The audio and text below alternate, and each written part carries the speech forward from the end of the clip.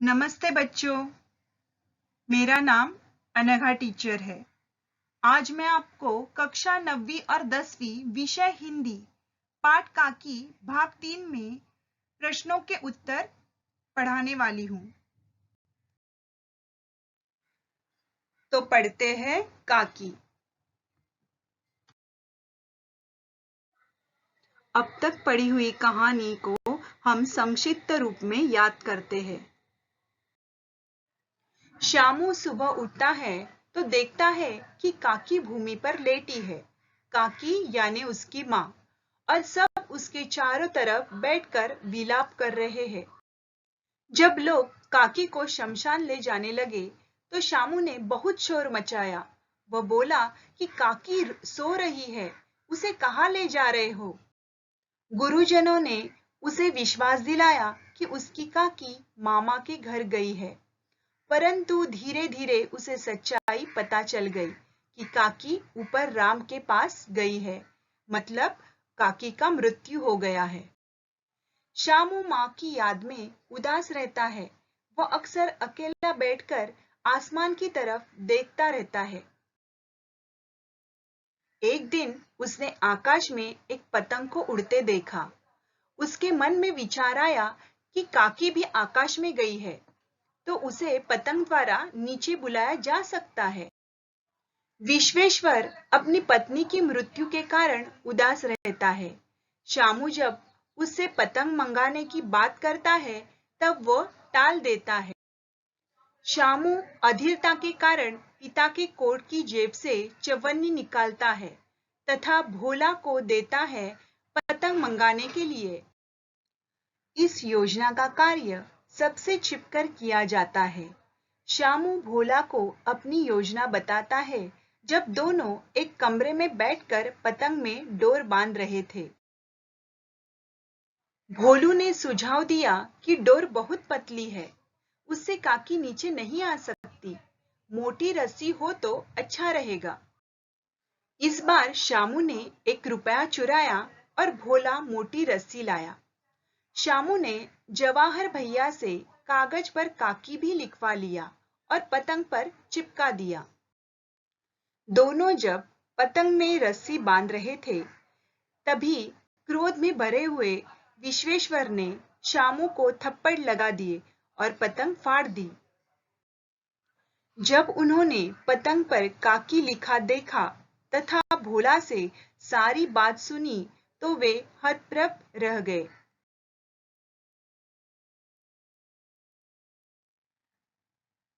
अभी हम इस पाठ का पहला पात्र शामू का चरित्र चित्रण देखते हैं।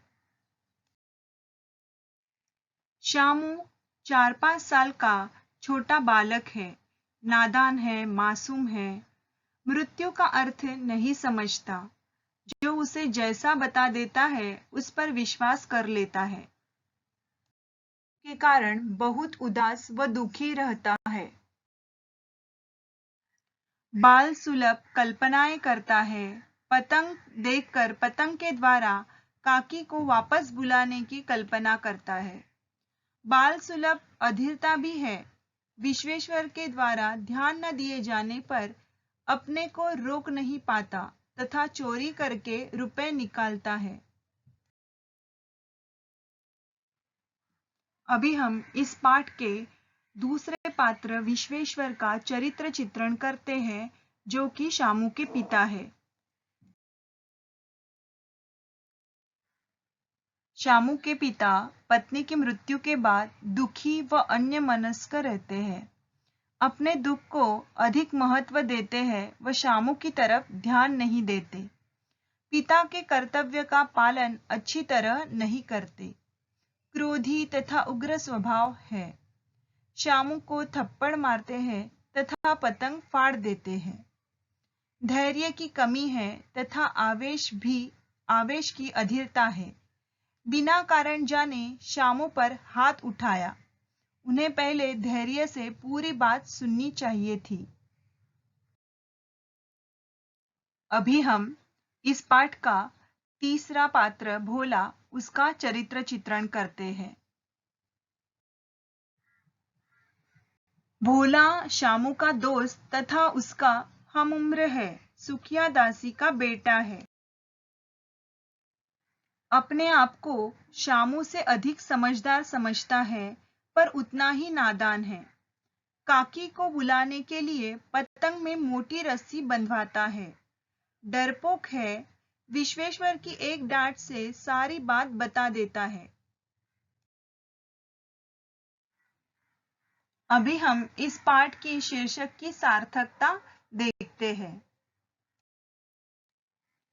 शामू अपनी माँ उमा को काकी कहता है। काकी की मृत्यु ही शामू की व्यथा का कारण है। वह काकी को वापस बुलाने की कल्पनाएं करता है। अपनी अल्प बुद्धि के अनुसार पतंग द्वारा उन्हें वापस लाने की योजना बनाता है। उसके पिता विश्वेश्वर भी अपने पुत्र की व्यथा को नहीं समझते। शामू की विदेना, उसकी योजना, विश्वेश्वर का दुख तथा पुत्र की प्रति उपेक्षा, इस सभी भावनाओं को केंद्र काकी है। अतः यह एक अच्छा शीर्षक है। निम्नलिखित गद्यांश को पढ़कर नीचे दिए गए प्रश्नों के उत्तर लिखिए। उस दिन बड़े सबेरे शामू की नींद खुली तो उसने देखा घर भर में कोहराम मचा हुआ है। अभी हम देखते हैं इस गद्यांश का पहला प्रश्न। बड़े सबेरे किसकी नींद किस कारणवश खुली? इसका उत्तर है बड़े सबेरे शामू की नींद घर में मचे कोहराम के कारण खुली। दूसरा प्रश्न है, शामू ने उठने के बाद क्या देखा? इसका उत्तर है उस दिन बड़े सबेरे शामू की नींद खुली तो उसने देखा कि उसके घर में कोहराम मचा हुआ है। उसकी माँ ऊपर से नीचे तक एक कपड़ा ओढ़े हुए कंबल पर भूमि शयन कर रही है और घर के सब लोग उसे घेर कर बैठे बड़े करुणा ढंग से विलाप कर रहे हैं। तीसरा प्रश्न है, शामू ने उपद्रव क्यों मचाया? अभी हम इसका उत्तर देखते हैं। उस दिन बड़े सबेरे शामू की नींद खुली तो उसने देखा कि उसके घर में कोहराम मचा हुआ है। उसकी माँ ऊपर से नीचे तक एक कपड़ा ओढ़े हुए कंबल पर भूमि शयन कर रही है और घर के सब लोग उसे घेर कर बैठे बड़े करुणा ढंग से विलाप कर रहे हैं। उसके बाद जब उसकी माँ को शमशान ले जाने लगे तो शामू ने अपनी माँ को रोकने के लिए बड़ा उपद्रव मचाया। तीसरा प्रश्न है, शामू ने उपद्रव क्यों मचाया? अभी हम इसका उत्तर देखते हैं। उस दिन बड़े सबेरे शामू की नींद खुली तो उसने देखा कि उसके घर में कोहराम मचा हुआ है।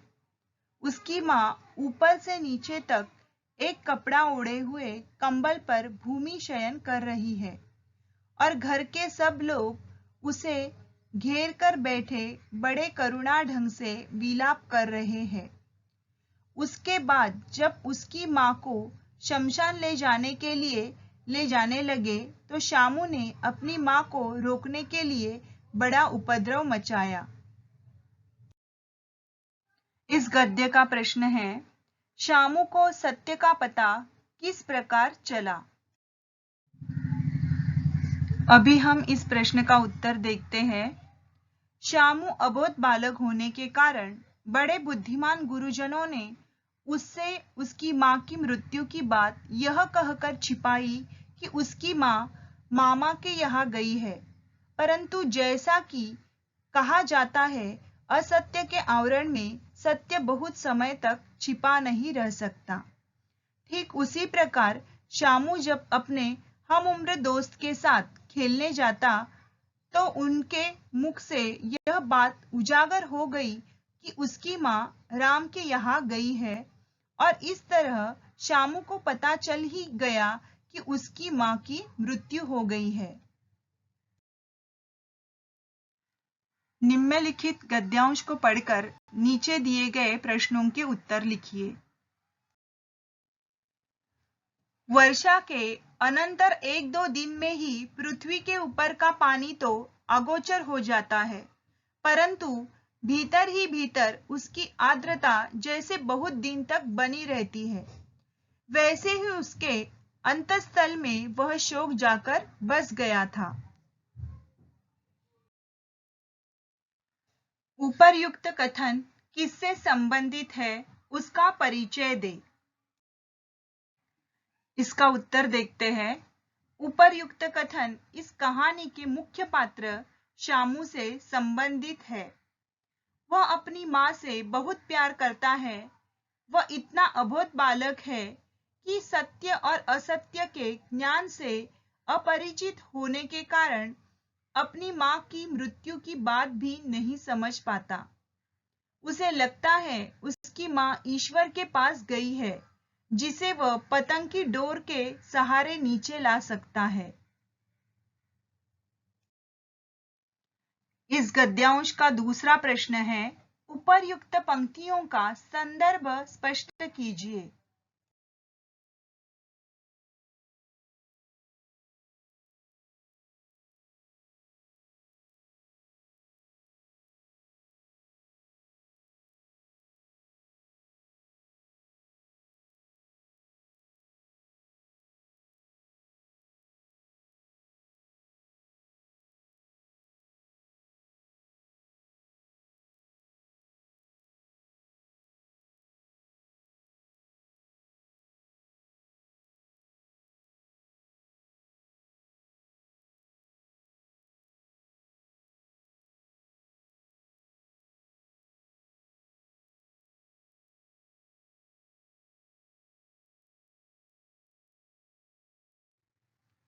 प्रश्न है, नन्हे बालक के लिए माँ का वियोग सबसे बड़ा वियोग होता है, स्पष्ट करें।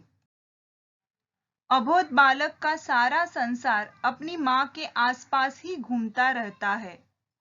उनके लिए माँ से बढ़कर कुछ भी नहीं होता। बालक की माँ बिना बोले ही उसकी सारी बातें समझ लेती है। साथ ही बालकों का हृदय अत्यंत कोमल, भावुक और संवेदनशील होता है और वे मातृवियोग की पीड़ा को सहन नहीं कर पाते हैं। और वैसे भी माँ का स्थान इस संसार में कोई नहीं ले सकता। इसलिए अपनी माँ को खोना एक बालक के लिए सबसे बड़ा वियोग होता है।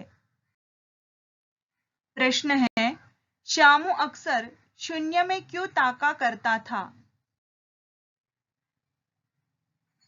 अबोध बालक होने के कारण शामू अपनी माँ की मृत्यु की वास्तविकता से अपरिचित था। बड़ों के समझाने पर उसे लगता था कि उसकी माँ उसके मामा के पास गई है, लेकिन हम उम्र के बच्चों से उसे पता चलता है कि उसकी माँ राम के पास गई है। वह पहले अपनी माँ के लिए बहुत रोता था, परंतु धीरे धीरे उसका रोना तो कम हो गया, परंतु फिर भी उसकी माँ नहीं लौटी।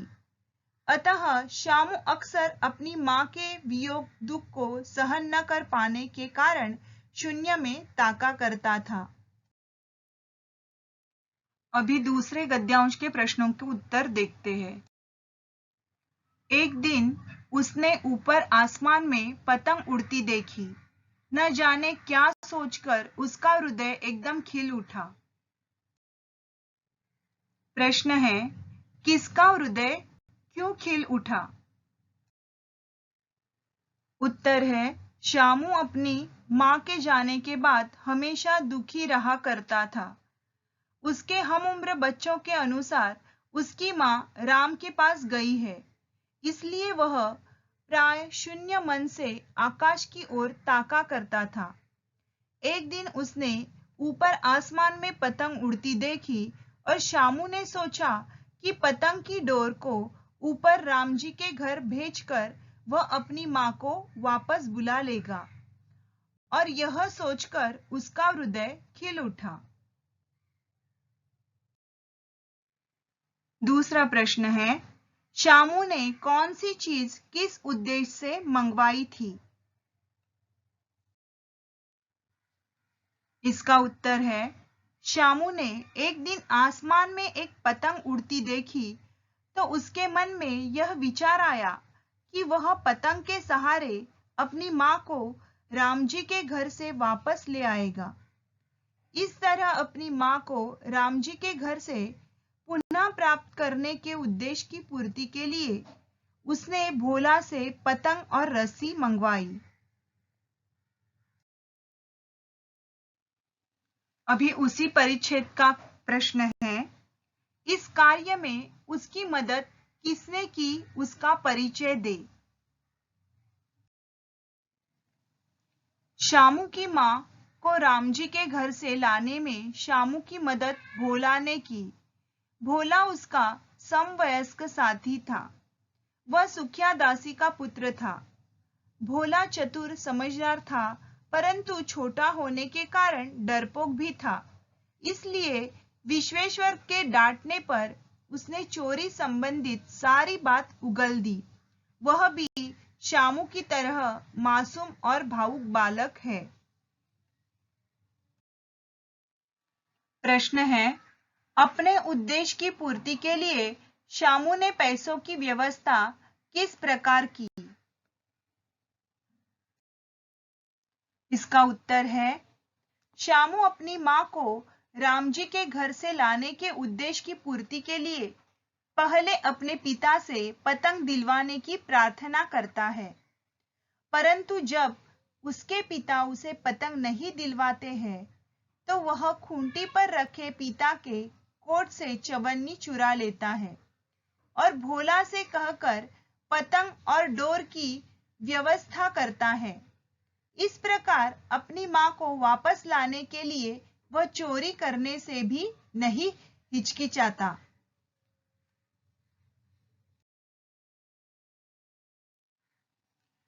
अभी दूसरा गद्यांश देखते हैं। विश्वेश्वर हतबुद्धि होकर वहीं खड़े हो गए। उन्होंने फटी पतंग उठाकर देखी। उस चिपके हुए कागज पर लिखा हुआ था काकी।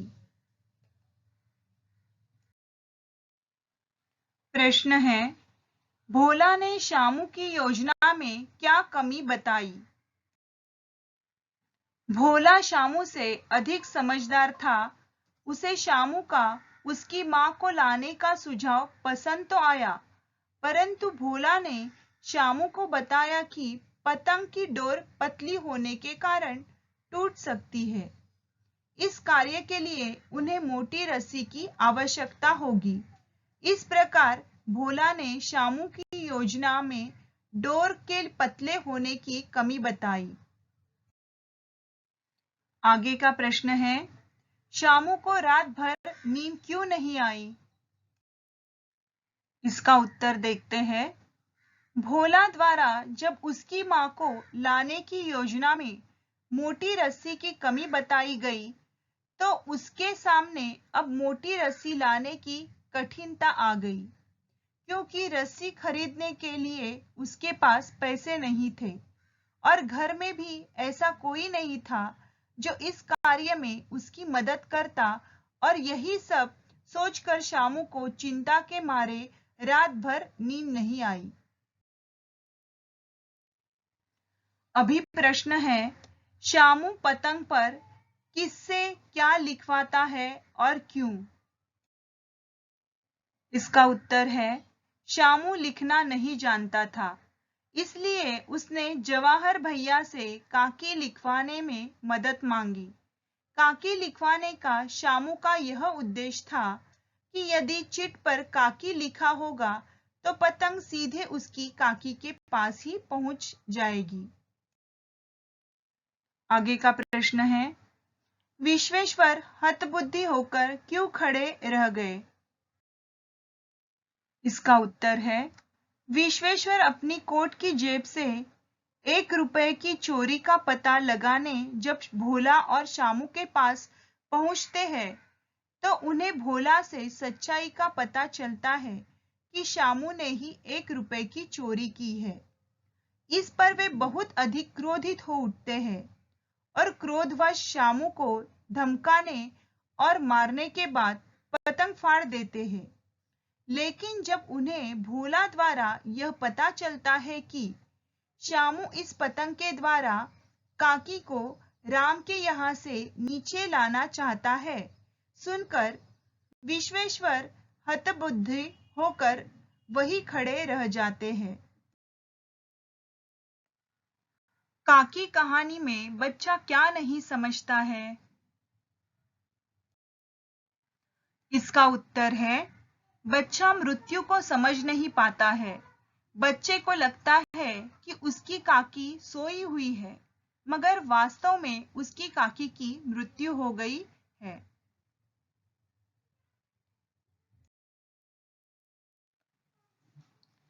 बच्चे में क्या बदलाव आया काकी के मृत्यु के बाद? इसका उत्तर है बच्चा पहले तो मृत्यु क्या होती है यह समझ नहीं पाया।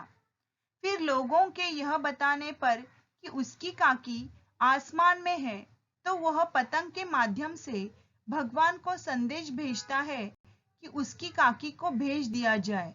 वह बहुत रोता था, मगर वक्त के साथ वह सुधर गया।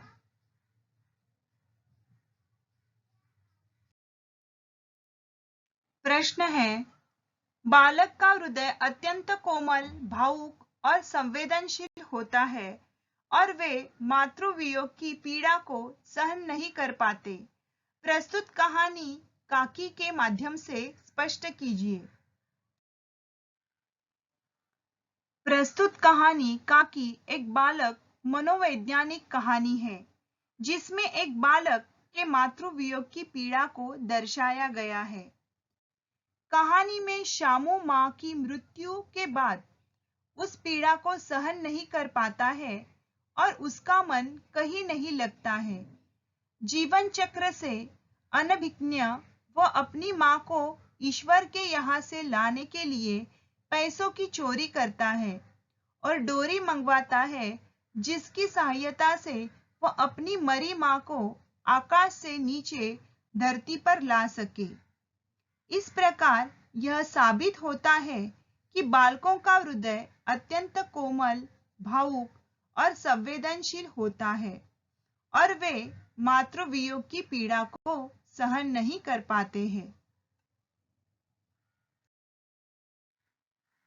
तो बच्चों, मैं ये उम्मीद करती हूँ आपको काकी पाठ और उसके प्रश्न उत्तर बहुत अच्छी तरह से समझ में आए होंगे। अभी हम मिलते हैं दूसरे पाठ के साथ। धन्यवाद।